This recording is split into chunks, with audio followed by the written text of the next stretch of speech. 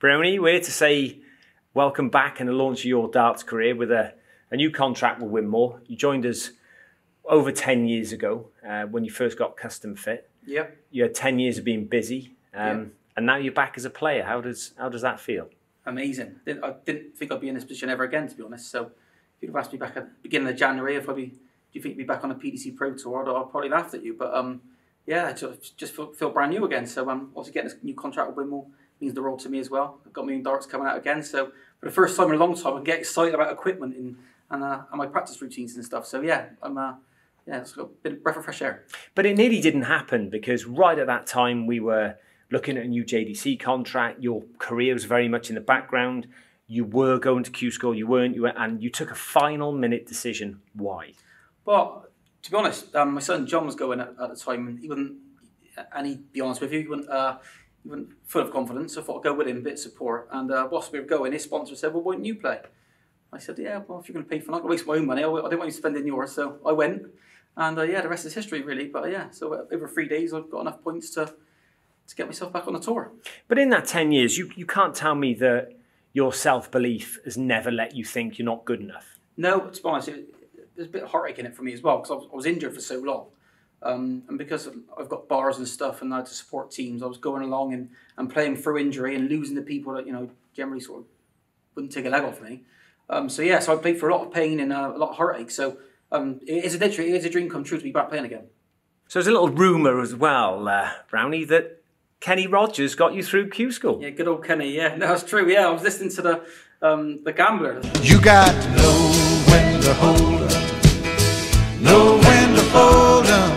The lyrics are quite sort of poignant, I suppose, and certainly the chorus. So, yeah, so to be honest, I had to get me through a few games and, got when to hold them, when to fold them. And so sometimes if a leg was lost or I was 200 points, 300 points behind in a leg, I'd fold, my mind on focusing on the next leg.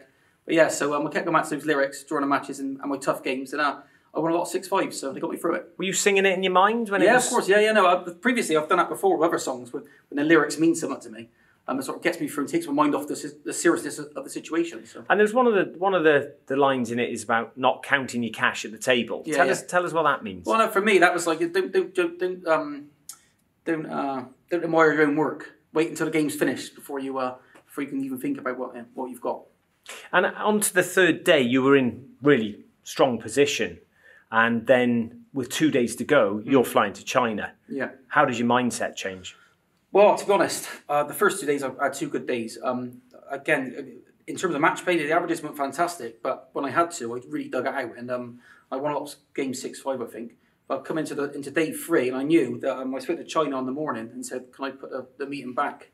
And he said, basically, if you don't come tomorrow, then don't come at all. So it was myself or the JDC, and so I sort of. So yourself as a professional, yeah, or the JDC, yeah, and yeah. I thought just the JDC means so much to me and to a lot of people as well. So I sort of went for the JDC and just had my fingers crossed that I'd done enough over those 2 days to qualify. So when you were in the air flying, that's when it was announced then? Yeah, no, I landed. I was in China. I was in a hotel. I stayed up. It was middle of the morning there, so 3-4 o'clock in the morning, and I had my little list. I was ticking people off as they were going out.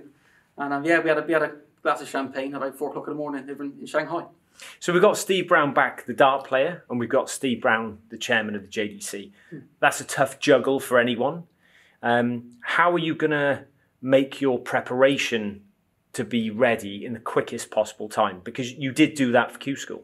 Yeah, I think for me, a lot of it's mental preparation. So not necessarily, I've never been a big practicer. I'm quite a natural dart player when I'm injury-free, which I am at the moment. So for me, a lot of it is sort of prepare myself mentally for the task ahead. And I'm quite a mentally strong person. So for me, that's sort of 60-70% of my game. Do you visualise any games or any specifics? Yeah, no, I do. Yeah, absolutely. Yeah. And again, so for me, like I said, the mental side of the game is a big thing for me. So I said, reciting song lyrics in my mind when I'm playing, that kind of stuff, just keep my mind positive. So again, I think there's the mind aspect of my game is my strong point. Because you by your own admission were wholly unprepared technically for Q School. Yeah, really underprepared. Yeah, I went with no expectation. Perhaps that may have helped me, but yeah, I was completely underprepared. No expectation, but I still know that I've got a game to beat anybody on my day. So that sort of that faith got me through. And even though we've had the COVID period, you are back and have played some competitive darts. Yeah, I've been playing a lot. Yeah, I've been playing a lot of sort of online stuff, practicing with John quite a lot now. So very early in the morning and late evening is when I practice. Obviously, I've got my day job to do during the day, so I do find time. I've got a board up at home as well, so no, I'm certainly practicing more than I used to. But again, I think that if I can sort of keep my head strong, then that's going to benefit me. And the summer series? Yeah, no, I've had some success in that. I think the PDC done fantastically well to put that event on. I've qualified for Germany next month as well, so I'm looking forward to that event. And obviously there's a series of tournaments there. So, but in terms of, I don't fear anybody. I don't, the biggest thing for me now is I'm not scared of losing. Whereas before, darts was my life, my previous playing career. So now at a stage in my life where I'm not afraid to lose. So mentally, I think that gives me a bit of an edge. Makes you more dangerous. And what song are you going to be taking with you to Germany? I'm going to sit with the gambler this year, I think. It's done me well so far. Well, we've gambled on you, Steve, and it's a pleasure. Thanks, mate. Look forward to the next 5 years. Cheers.